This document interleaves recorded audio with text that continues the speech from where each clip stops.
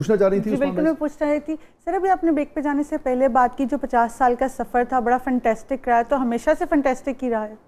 देखिए, we were very young. हाँ। हम बहुत छोटी उम्र में हमारी शादी हुई। समीना 17-18 साल की थी, मैं 20-21 साल का था। तो हम इकट्ठे बड़े हुए हैं। That is the most important thing. So we have grown up together and like friends. और एक और चीज़ जो हमारी ज़िंदगी में हुई, 12 साल तक हमारी औलाद नहीं थी। सो 12 साल हमें एक दूसरे को जानने में, परखने में लगे। होता ये है कि शादी होती है, यंग कपल इमीडिएटली बेबी आ जाता है। बेबी जो है उसकी अपनी लॉजिस्टिक्स है, वो अपना इमोशन लेके आता है, वो अपना सारा, वो बड़ा, उसको टाइम चाहिए आपसे।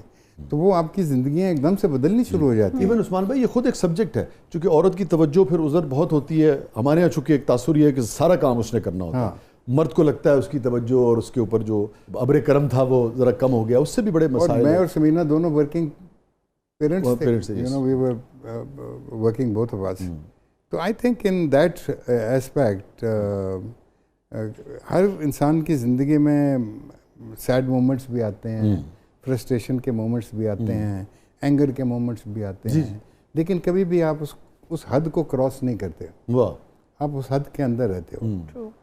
If you want to carry on the relationship of marriage, you know, हमने एक दूसरे को फ्रीडम भी दिया, you see, कि आपकी किसी भी तरीके से स्पिरिट जो है वो किल ना हो, ठीक, you know.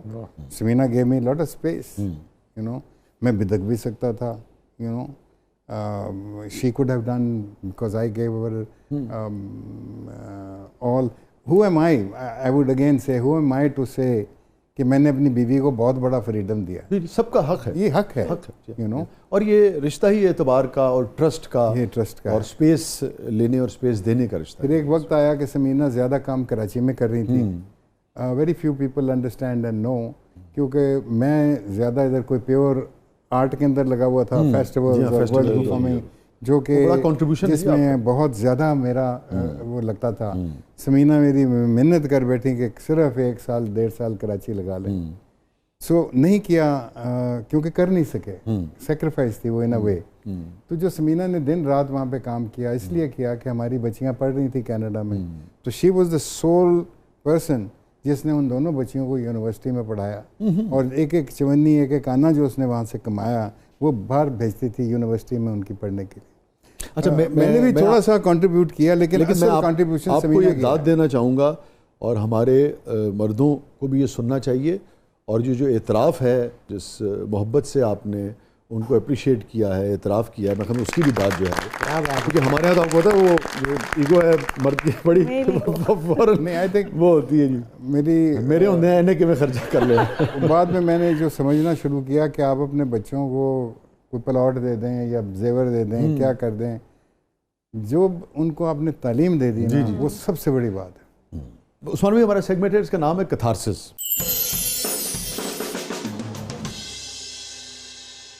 So are you ready, sir? Yeah. So any regret in life? मुझे शायद एक रिग्रेट हो, that my father died too early. I wanted him to see what his sons did. How old you were then? I was 18 or 19. Oh. सदान Fizaan 12 साल के थे। अच्छा। सलमान भाई तो यहाँ पे थे नहीं, आए थे, डेथ पे आ गए थे तो 12-13 साल बाद। ही वॉज इन बरतानिया। दूसरा रिग्रेट ये था कि मैंने उसको टाइम क्यों नहीं दिया जब तक वो थे। हाँ, मतलब सीखा सब, मतलब बहुत कुछ सीखा उनसे। मतलब हम एक प्ले कर रहे थे फॉर इंस्टेंस, तो उसमें हंसना था। उस प्ले में सरमद सबाई का डार्क रूम, ठीक है, डार्क रूम, हाँ, उसमें एक मोमेंट आता है जिससे जो मैं कैरेक्टर प्ले कर रहा हूँ, वो एक पार्टी से ड्रंक आता है, नीज एन एंगर, और फिर वो कुत्ते की तरह भौंकता भी है और वो फिर हंसता है, यू नो। तो वो हिस्टेरिकल हंसी नहीं हंसी जा रही थी। तो मैंने डरते खोखली हंसी है। 2 दिन सोचा पहले कि अब्बा से किस तरह पूछूं। फिर वो लाइब्रेरी में बैठे हुए थे, मैं गया, मैंने जाके उनसे कहा कि जी मेरा ये प्रॉब्लम है, तो मुझे समझाएं, मैंने किस तरह ये करूं। 1.5-2 घंटे का लेक्चर है सिर्फ लाफ्टर के ऊपर। उंगली में उठाई होती थी जिस तरह म्यूजिक डायरेक्टर की स्टिक नहीं होती। Now you see it will start from here.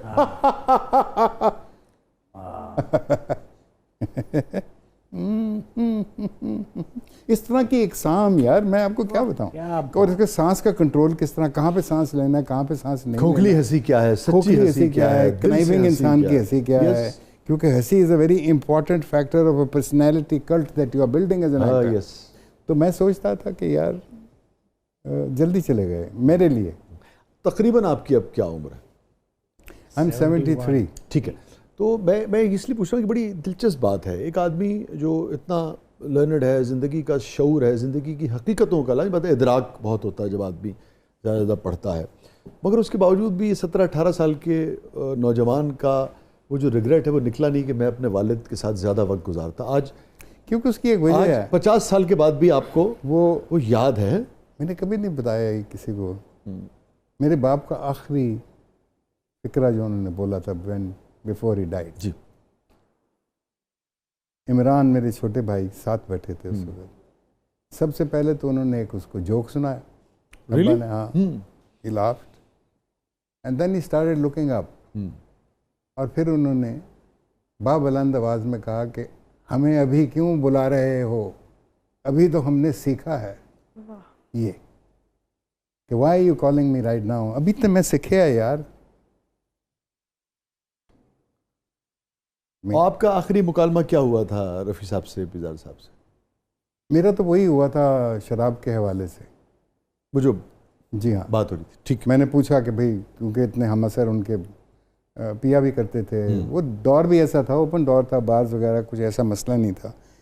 तो मैंने उनसे पूछा कि अब्बा आपने कभी शराब पी है? तो उन्होंने मुझे देख के मुस्कुराया, कहने लगे ये सवाल क्यों पूछ रहे हो? मैंने कहा इसलिए कि वाले जब पीता है तो घर में शराब की बोतल कहीं ना कहीं तो होगी, यू नो। हमारे बहुत सारे दोस्त अपने अब्बों की चुरा के पी जाया करते थे उस ज़माने में।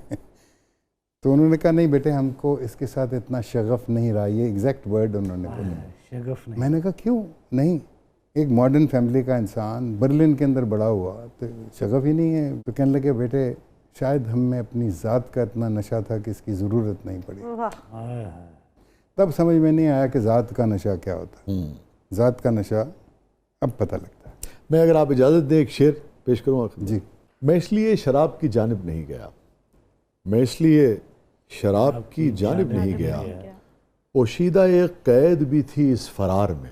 वाह वाह वाह। ये फरमाइए कि इतना कुछ आपने किया, थिएटर, फिर एंटरप्राइजिंग तो रहे आप, आपने बहुत सारी चीज़ें। सबसे बड़ा हमारा कंट्रीब्यूशन रवि पीर थिएटर वर्कशॉप का है, सबसे बड़ा कंट्रीब्यूशन। यस।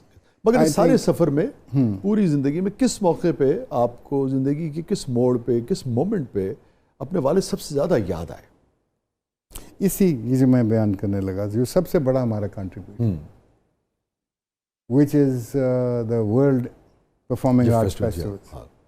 वो पाकिस्तान की एक पहचान बन गया था। आप सिर्फ ये सोचिए, 500 से 600 बंदा पूरी दुनिया से, जी हमने तो देखा है, हमने देखा है बेशुमार, और वो यहाँ पे परफॉर्मेंसेस करता, यहाँ से जाता, पाकिस्तान की खैर सगाली लेकर खुशी से लोगों को कहता नहीं नहीं पाकिस्तान तो ये है। आप सोचिए कि सिर्फ हिंदुस्तान से तकरीबन 1.5-2 बड़े बड़े आला प्लेयर्स, बड़े बड़े उम्दा प्ले और बड़े बड़े संजीदा प्ले, नीना गुप्ता और लिलित दुबे और नादरा राज बब्बर, मैं किनका नाम लेना।